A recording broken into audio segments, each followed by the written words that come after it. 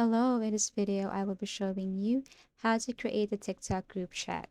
All you have to do is to launch your TikTok application and make sure that you're using the latest version of your TikTok. And then here, you just have to tap this inbox. And once you tap this inbox, you can see there a paper plane or a message icon.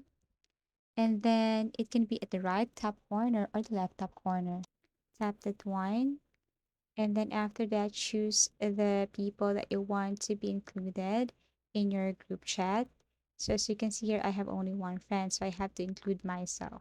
You can add as many as you can, and you have to make sure that these people are in your friends list because you can add someone if that person is not in your friends list.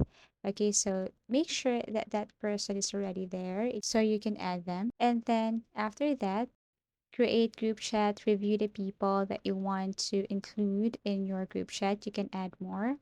And then here you can now start messaging that group chat that you have created. If you added a lot of people in your group chat, then you can see them right here. Okay.